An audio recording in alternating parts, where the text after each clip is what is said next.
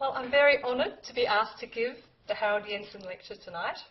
It's an honour that we know is offered to the leading soil scientists, and as I'm not a scientist, but rather an enthusiast who's been hanging around with soil scientists for the past 20 years, I can only hope I can do my nomination justice. I've been assured that I was nominated. Can you hear me? Not quite. I'll go up a bit. Yes. Can you hear me now? Can you hear me now? Not really?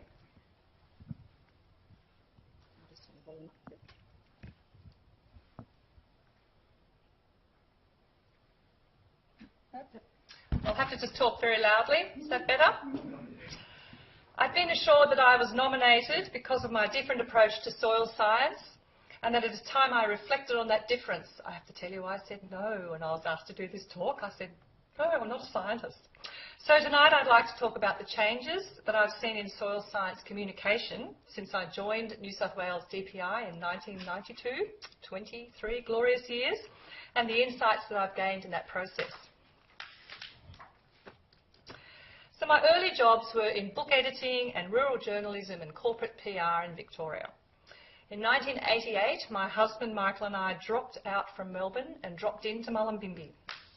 I eventually found work producing the BGF Bulletin, a growers magazine for the local banana industry. Through this job, I met DPI research scientists, was introduced to soils, as you can see, and earned my stripes doing freelance work for the DPI, such as this tree book. In May 1992, I gained a 3-year contract with New South Wales Agriculture to communicate soils to farmers.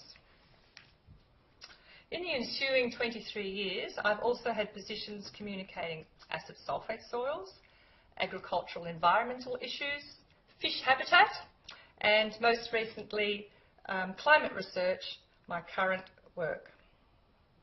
There we go, there we are. In that time, I've been involved in soils communication, either in dedicated positions or in collaboration with other colleagues and Soil Science Australia. I've worked with my DPI colleagues on many soils projects, and many of them are here in this room. I've helped them organise workshops, delivered presentations, and contributed in my writing and editing skills to a number of publications. It's been an unlikely career path for a humanities graduate in drama and psychology and literature, let alone someone with almost no science background and no soils knowledge.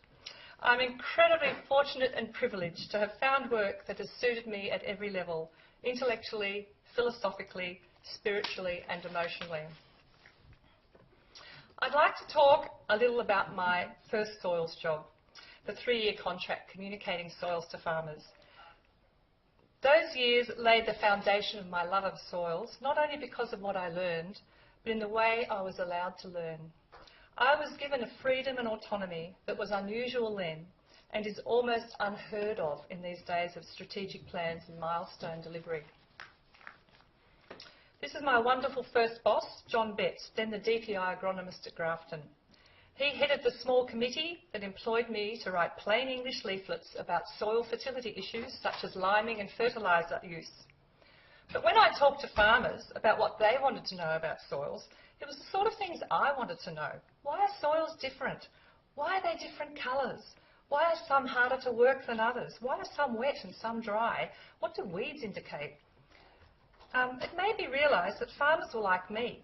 They wanted to understand soils, so I decided to produce information that basically answered what I wanted to know.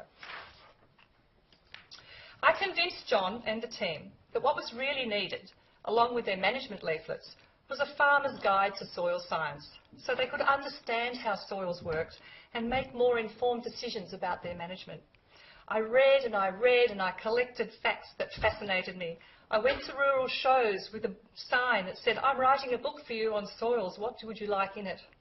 The book that resulted was Soil Sense. It explained North Coast soil types and soil management techniques for the region's different farming enterprises, and included case studies and a glossary of soil science, which ended up being half the book. Here I am at the launch with Brian Scarsbrick from Landcare Australia in 1994, and here's soil chemist Ian Vimpany, one of my mentors, with field day participants. We had to combine the soils workshop with a cattle field day to encourage farmers to attend. John Betts said, well, no one will come if it's a soils day. So things have really changed.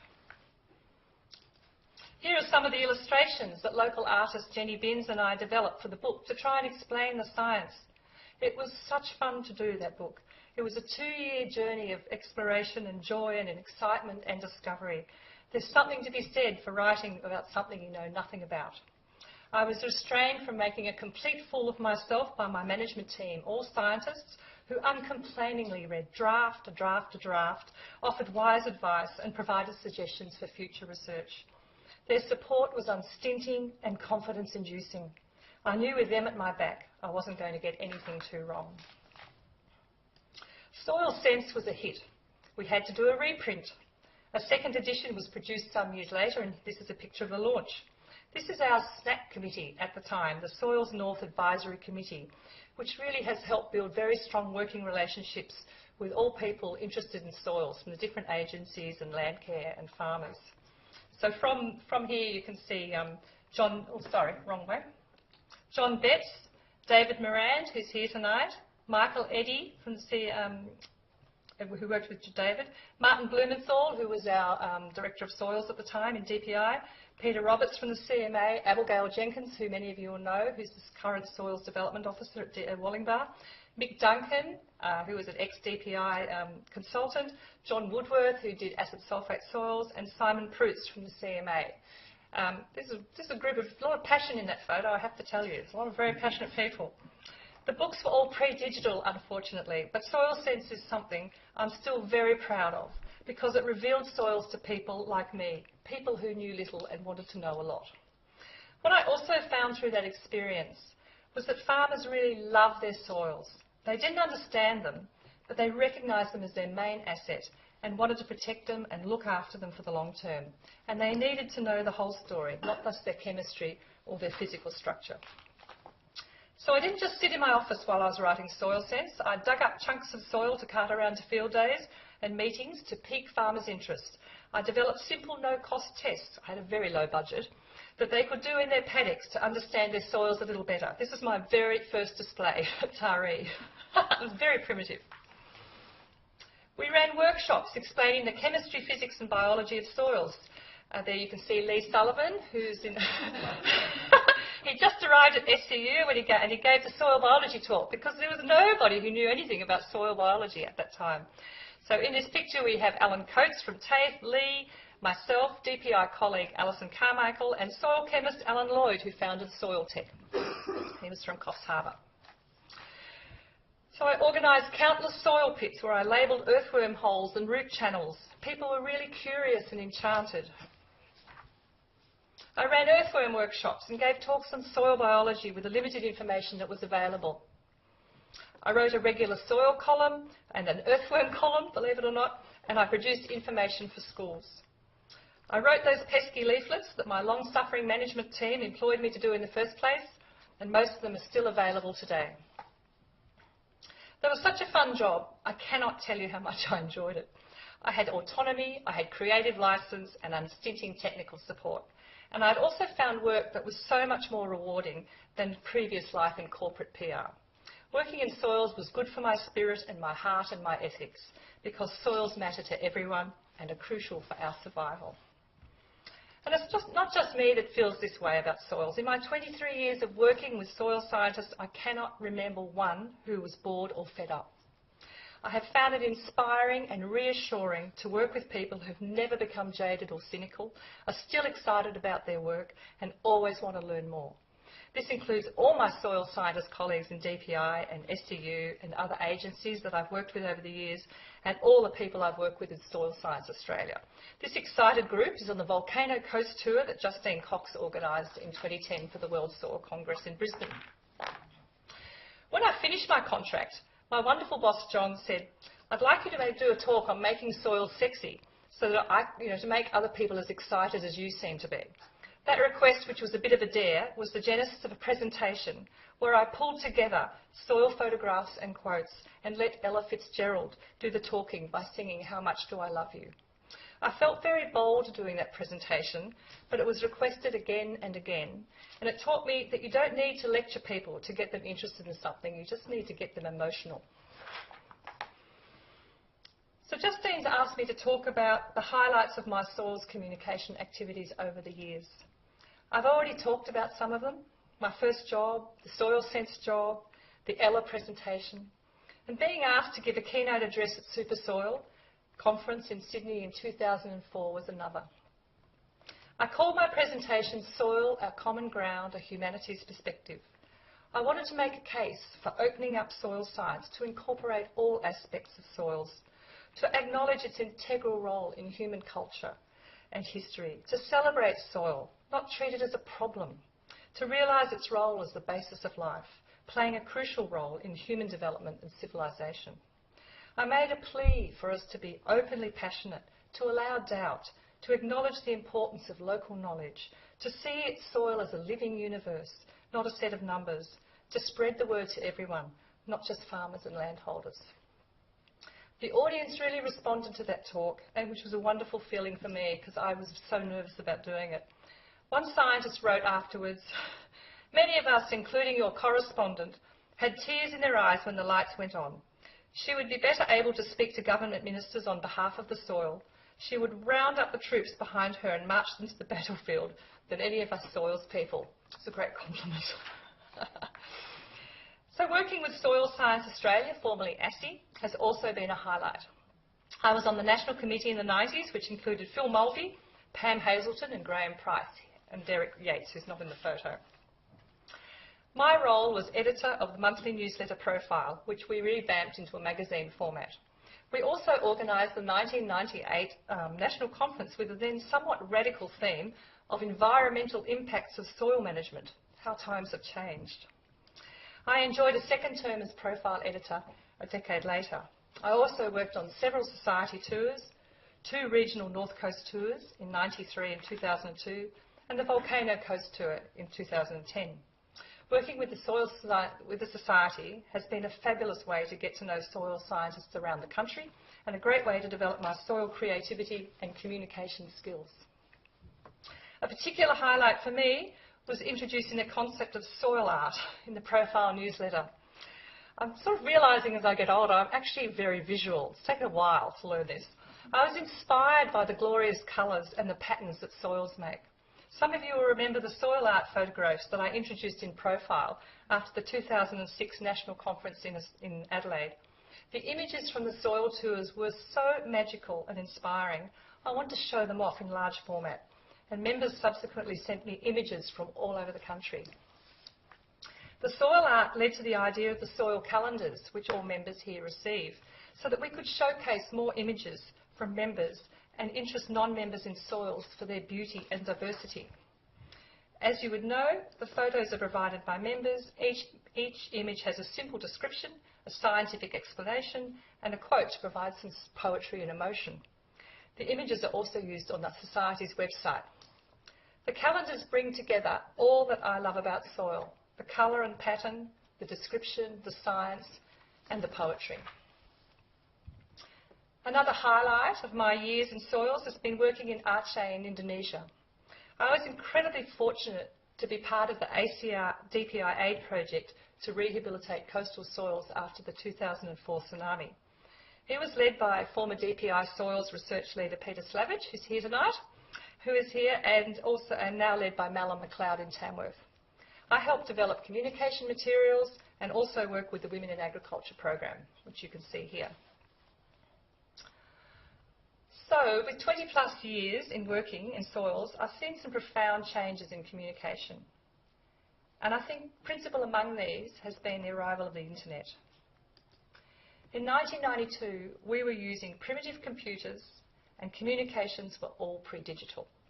Printing was expensive and colour printing prohibitive. This made it really difficult to make soils look interesting, as you would see if you looked at old textbooks.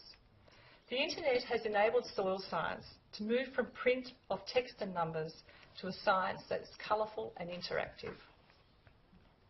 Now we can upload our ideas and our photos instantly. create our online documents, video clips and animations to showcase our work, explain the science and engage new audiences and share them relatively easily and cheaply. This was unthinkable 20 years ago and has made an enormous difference to how we share information with each other and engage and interest people in soils. The internet has helped make soils accessible to everyone. It has helped people discover the relevance of soils to their lives and build creativity through soil.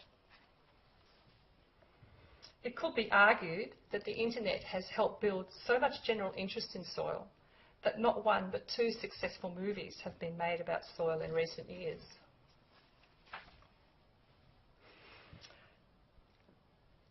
Another profound development, I believe, is the rise of soil biology, a topic that has fascinated me since I attended an earthworm conference in 1994, my first conference. That was fantastic. I saw instantly that earthworms would be a great way to engage farmer interest because everyone knows that earthworms are good, and if you've got them, your soil's good. I found an earthworm scientist, the late John Buckerfield, pictured here, and he and I traipsed around the north coast for a week of worms, explaining what earthworms actually did for the soil and what conditions they needed to want to stay. Given that we can now visualise a mite like this, and bacteria growing on a single grain of sand like this, it's extraordinary to realise how little we knew about soil biology 20 years ago. There was little technology capable of unpacking the mind-boggling complexity of the soil microbial world. I just find that an amazing photograph. We were doing this sort of thing. So despite the lack of information, I persevered with soil biology because I realised that it was much easier for farmers to comprehend soil fertility if they thought of it as a living thing that needed what all living things need: food, moisture, air and warmth. I devised a presentation called Harnessing the Workforce in Your Soil, outlining what they would do for your soil if given the right working conditions.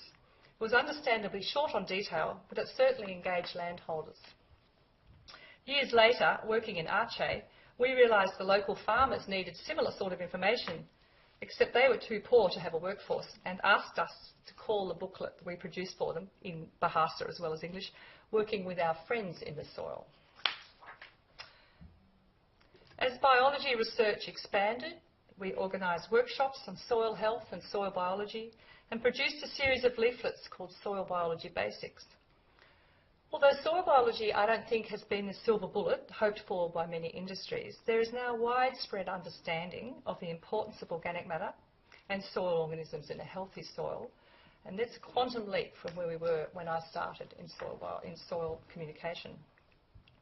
And I believe that soil biology has received a massive boost thanks to climate change and our need to sequester more carbon in our soils. There's now a strong focus on soil carbon, organic matter, even biochar, and reducing greenhouse gas emissions. When I joined the department in 1992, I kept stumbling across the term organic matter, but could find no reliable scientific information to draw on, which was what was required to do soil sense.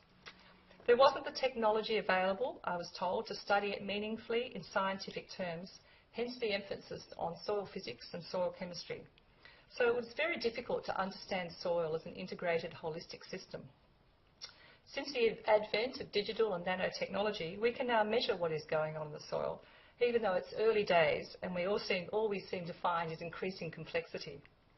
But it's clear to everyone the intrinsic interactions between physics, chemistry and biology, and the whole is indeed much greater than the sum of the parts. And over the past 20 years, I have seen an incredible loosening up of soil science, moving from the purely technical aspects of soil chemistry and structure and mapping to a desire to engage people more broadly with this stuff that basically keeps us alive. Who would have thought, for instance, that the august Soil Science Society of America would use this logo? It's been an outstanding success in the US and internationally, and they are encouraged to think more broadly by the incredible success of their exhibition Dig It, The Secrets of the Soil, which ran for 18 months at the Smithsonian. This was a whole new audience for soils that they began to tap into. Soil scientists are now producing books that integrate soils with human experience. The Soil Culture book explores links between soil and art, how it's used to make art pigments and fabric dyes, how it's portrayed in paintings and cinema and poetry, how ancient cultures described it, and how it has helped in win and lose wars. More recently, Jock Churchman from Adelaide co-edited a volume called The Soil Underfoot, which looks at soil philosophy, cultural history, food and new technologies. I was invited to contribute a chapter on recycling human waste to build soil fertility, which I titled Poetry in Motions. It's been a fascinating trip over the past 2 decades, observing the dramatic changes in both soil science and the profession, and learning about soil science and how to communicate it. So what have I learned that may be of use to you as soil scientists? The audience comes first. I think the most important thing is your audience. Whatever you want people to know, think about how your audience wants to hear it. Different audiences will want to know different aspects. This means you have to know something about your audience, and if you don't know, go and ask them. Better still, involve them in the preparation of your material and your message. I have heard some people, and this is a constant refrain, oh, this is dumbing down. It is not dumbing down. It is making sure your message is received. Otherwise, there is no point in you talking. I recently did a workshop on the Hermann brain dominance instrument, which I'm not sure if any of you have heard, which helps us understand our own thinking preferences and those of the people we work with so that we can work better together. I found it amazingly illuminating. Basically, it works on these quadrants. And the blue quadrant is technical. As you can see, these are the sorts of thinking patterns that these people prefer. The yellow is artistic, strategic, likes to sort of go into the future. Red is very people-oriented, and green is very systems and process-oriented. And what we learned in that talk, in that training, was that you need to think, no matter where you are, you need to think how people in the other quadrants, because we all tend to be sort of dominant in 1 or 2 quadrants, how they like to be communicated with. So what we have with blue, which is, you know, a lot of scientists are very blue, is we have a lot of people who like giving presentations with lots of numbers and data and graphs and things with 12-point type when they say you won't be able to read this, but what it says is. So what people in the yellow quadrant want to know, they want to know what's the point of what you're doing? Where's it going to take us? Why are we doing this? You know, how is it going to help us into the future? They want to know the implications of your data. They actually don't want to know the data, apart from the general overview. The red people want to know the story. They want to know, why did you get into this? Where did it come from? You know, how do you feel about it? You know, where are you in the picture? The green people want to know how you did it. They want to know the steps. They want to know the systems. So it's really important. So if you're talking to other scientists, use all the data and graphs, but you still don't, you know, use pictures and be interesting, but, you know, you can be more data-oriented there. It's really important to think about your audience.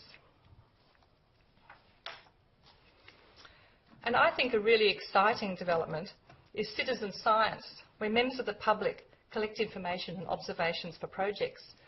In these days of budgets, it's seriously being looked at as a way of collecting data.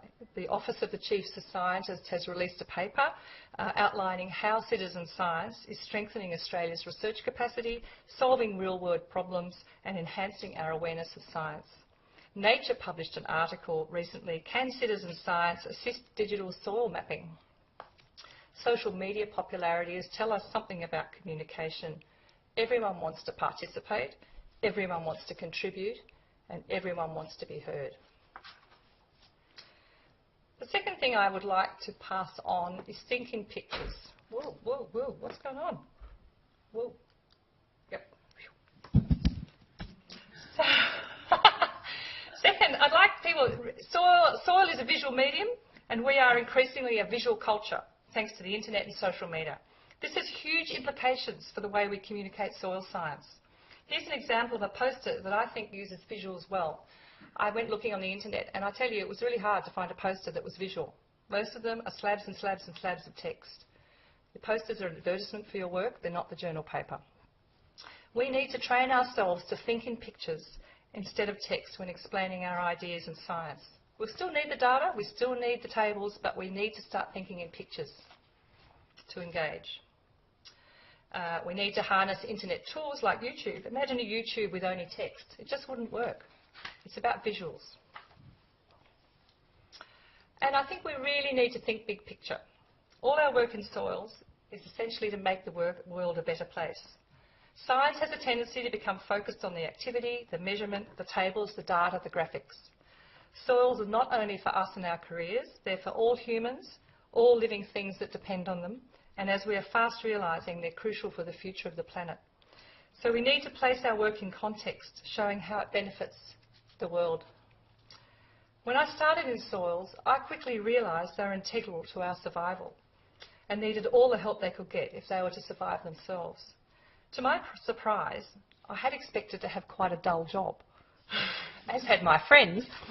I found I was doing something really worthwhile and quite profound, something that was important for the long term and could make a huge difference to people's lives and the health of the planet, both now and into the future.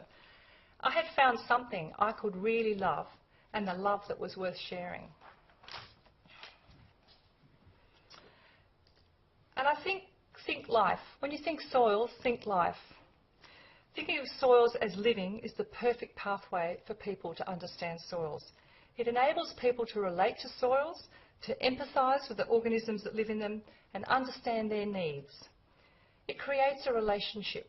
If we look after soil, it creates life for us. If we nurture soil, it flourishes. If we feed soil, it produces food for us. It's the perfect natural recycler. And I think surround yourself with inspiration. This can be as simple as quotations that appeal to you. Here are some that have inspired and empowered me over the years.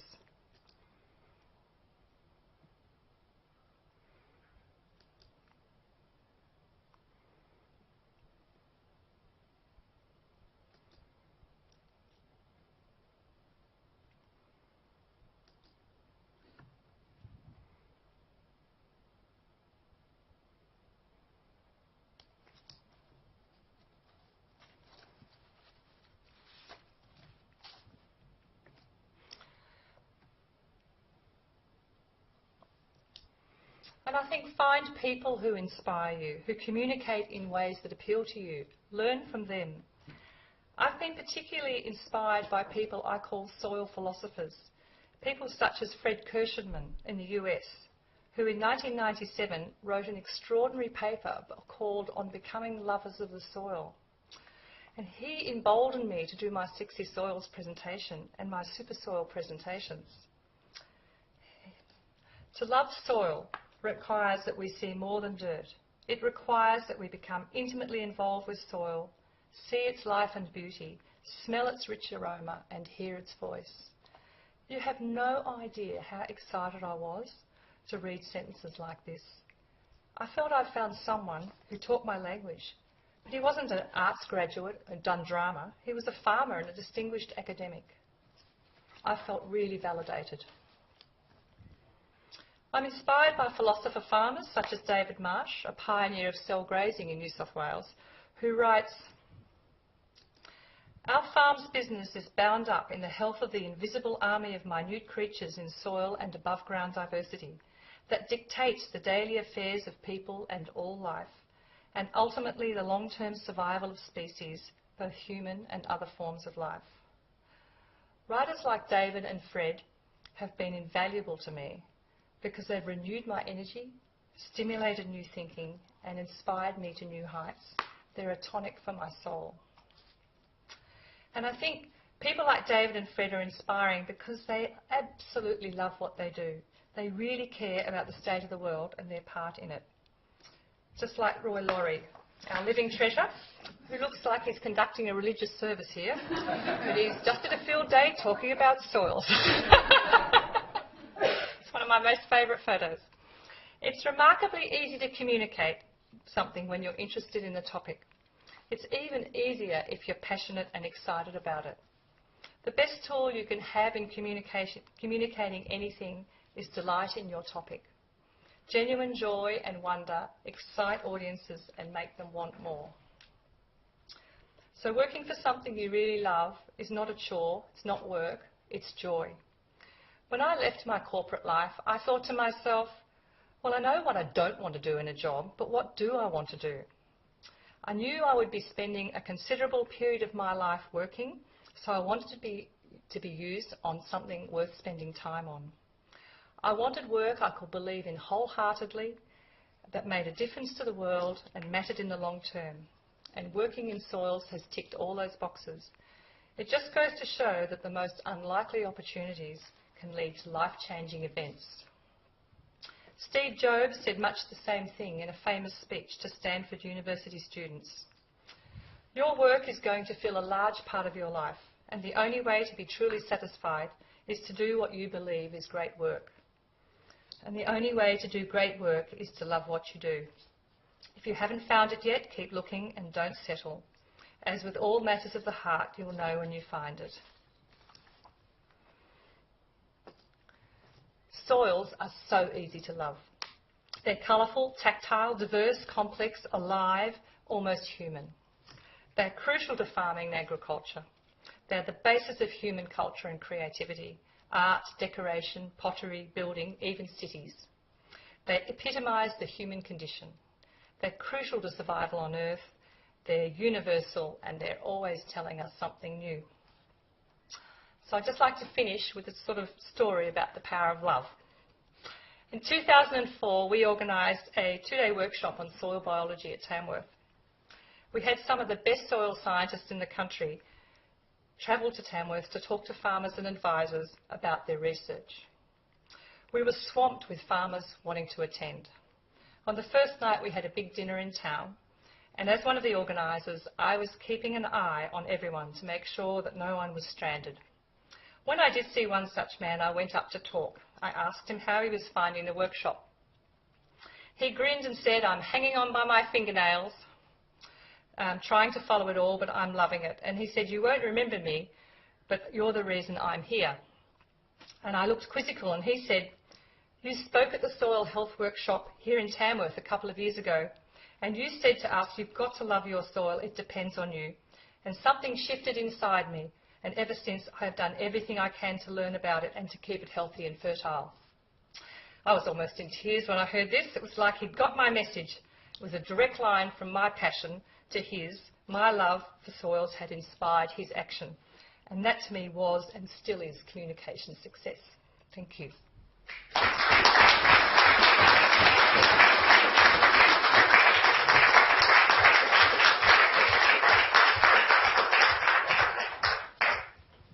Does anyone have any questions?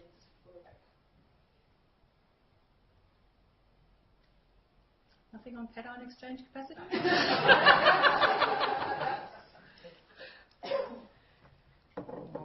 I ask a question? Yes. Looking at the age group of the people in your slides, thinking about the younger generation, even the children, there doesn't seem to be too many there. No, well, I have to admit I've only sort of worked on my slide set, and I haven't really sort of looked at teaching. I guess it's implied, but yes, it's an area we could definitely look at. So but how do we get a message across to, I'm thinking about primary school? Well, if you go into particularly the US website, the Soil Science Society, they have a whole section, Discover Soils, and they have the most immense range of resources. In Australia, we have Primary Industries and Education Foundation, and they have a huge amounts of soils resources now for children in primary schools. So it is a concerted effort to integrate soils into the curriculum, also through school gardens and growing food. Yep. Is that another change that you've seen? Well, definitely. I mean, I'm not involved. I have not been involved in primary schools, but definitely. And a really big change that I have seen is an understanding of food and where it's starting, where it comes from, and through that, people have to learn about soils. And so I think I think the whole push to food, which I didn't mention, I think the whole push to people understanding the sources of their food and where it comes from is also a fantastic engagement tool for soils, because obviously you have to work your soil and understand it to get the best in terms of food production, even at like a very small scale. Yep. Brian. I'm just wondering, I mean, I don't disagree with anything you said, but there's basic facts you have to know, like if pH is less than 5.5, yep. You have a problem. How do you sort of account for, promoting those sort of facts, and still keep the interest of people? Well, what I did with pH, because when we did that job, soils is so complicated, so I, just. And you talk to farmers and they like sort of bits of information when they need to know them, and then they want to go in, if they want to know, if they catch a light, then, which is what I think sort of my sort of role was, you get people to catch a light and then they go to look for more information, so you need to have that information ready. And so the soil, those soil leaflets that we did, we used to sit around and go, what else would we like to sort of promote? And so we'd say the soil pH, which we did a leaflet for. I actually did a diagram, because I started to learn about pH myself, and so I did a diagram showing what was at those different pHs, like lemonade and coffee and battery acid, and so people had a bit of an idea of how their soil was going if they were at that pH. So it was sort of like comparing what they knew. So yes, you do have to, I'm not saying, I haven't touched sort of in the detail of the science, but yes, we worked with very high level science and packaged it, I guess, if you like, into bite-sized pieces. And I think the soils, my push for the book was, I was worried that just producing a set of leaflets and going, here you are, this is what you know, it's actually keeping the soils in the scientist paradigm or the agronomist paradigm. And what I wanted to do was really empower farmers to say they could look up this glossary and go, well, what is cation exchange capacity? And they could look up C and go, oh, that's what it is. Okay, and that's why it's important for me to know that in my soil test. So it was more about empowering people with all the knowledge rather than just giving them bits of knowledge that I think is important. Yeah. Oh no, we need the science. Yeah. I think once you talk to somebody and you've got the passion, you can convince them. But how do you get people to your venue in the first place? I think that's what I've found the hardest. You actually have to get people there to connect with them. I think it's a sort of combination. Like when we did the soil biology workshop, there was something in the zeitgeist about that, because we hardly did any promotion. Like we thought, well, we'll put a little item in Ag Today, and then we'll, do some leaflets and send something around the internet. From that little tiny item, which obviously was pre-Twitter days, it got sent around, and suddenly we had hundreds of farmers, and there was something in the zeitgeist, because I think, they were thinking, where can we go next? Where can we go next to up our productivity? And it was almost like soil biology was the holy grail. It was the thing that they hadn't actually got a handle on. So there's a combination of that, which is about being aware of your audiences. So I think what we tend to do is, I've got all this fabulous knowledge, I'll just say it's on, and everyone can come and listen to me. And so you need to lay the groundwork, and that's, I think, a combination of just being seen a lot, like going to things, building up your networks. I really think face-to-face communication can't be replaced. People can go to the internet and get fabulous information, but they don't get the catching a light. I think you might catch a light through philosophers or people that sort of go where your heart is looking, but I think you need someone, you need to build those personal relationships and to just spread yourself out a bit, really, so that people start to say, oh, I've heard he's really good, he's really interesting, we should go to that talk. So it's a combination of you understanding your audience and what they need to know and what they want to know, and you building up a reputation for being interesting, delivering what people want. I think part of why my engagement was there is because I wasn't a scientist, because I was actually trying to grapple with things myself and trying to work out how they worked. And so I guess I was going in at a very similar level, not at the very sophisticated level. So, and you do need this. I mean, I'm not saying the way I work is the only way. You can't. The big thing about working in agriculture and soils it's been really substantial information. Like the thing with corporate PR is you just go around saying, you know, I'm important, not me, but, you know, the company, you know, you should do something. I mean, it's not very interesting, especially if they're, you know, not doing something you approve of. Whereas with working in science, it's been fantastic for me, because on that HBDI, I didn't say this, you know, the people I work with are mainly in that blue quadrant, and I'm right out on the edge of yellow and red. I forgot to tell you that. So I don't have a technical approach to life, but I do have an interest in people and ideas. And so working with soils has really married that together, so that's substantial. So I think as scientists we have to be careful and not just think, oh, well, I've got this science, everyone needs to know it. There's a whole engagement process, and people say, well, I'm not entertaining, I can't do funny talks. You can still be passionate. Even if you're not funny, you can still be passionate and be really enthusiastic and care about what you're doing. I mean, you know, to me, Roy, you know, people just say, oh, yes, he's a soil scientist. The next minute you see they're all hanging on his, keep talking, oh, Roy, keep talking.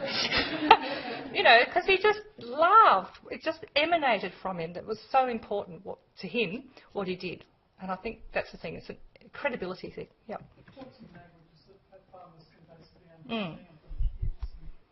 I've got to just turn 41 grandson. He's getting into soil. He loves it. Well, we'd hope so. He's got no choice, but yeah. Yeah. Yes. Richard.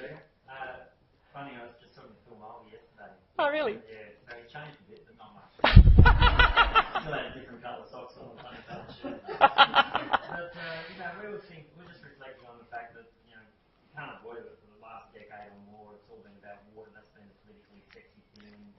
Soil science that's hidden under the guise. If anyone asks what you did, you're an environmental manager because you worked on the water quality. Secretly, you're a soil scientist. Are you finding around the traps now people actually really proudly presenting themselves as soil scientists? Because Phil and I have a feeling that the pendulum's swung, and productivity and all those basic elements of soil supporting society is really getting back on the front foot of the agenda. Yeah, well, there's a theory, you know, the more scarce something is, the more important it becomes. So water, with the millennial drought, we didn't have any, so, you know, and they're spending a lot of time in America thinking about water at the moment because they haven't got any. So in the West. So I think there's a lot of concern about food security now and about population and, you know, population in 2050 and how we're going to feed people and where's it going to come from, plus climate change. It's starting to create a bit of a perfect storm. And so I think there's a whole interest of how we do that. And so people are actually starting to realise that, you know, soil, not only water but soil. And there's a whole movement now, I'm not sure, called natural capital. People heard about this. And so people like KPMG, the National Bank, Rabobank are actually putting out papers on natural capital and how important it is to conserve the natural resources that underpin productivity of everything, not just agriculture. So I think scarcity value, and people are realising we actually don't have a lot of good productive soil. Where are we going to grow this food? How are we going to grow it? You know, where's it going? Where's our best food growing soils? So I think that is a really possibly. But I think you know, if water was in fashion, you just frame. You know, someone said to me a long time ago, you just frame, Rebecca. If this is the main issue, you frame it so that it's interesting to people in that issue. Soil moisture. Hello. You know, so it's a question of what they call framing. Then again, that's about thinking about your audience. Who's your audience? What do they want to know? Put it in that context. Everything always has a context, and I know as I've been working, I'm always saying, but what's the context? What's the context? Where does it fit in the bigger picture?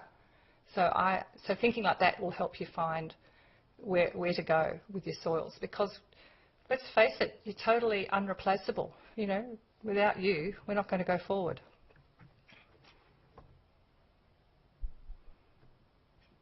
Is that all right? Yes. Thank you very much.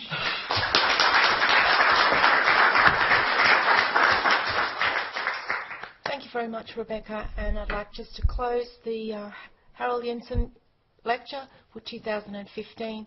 Thank you everyone for joining us. Thank you.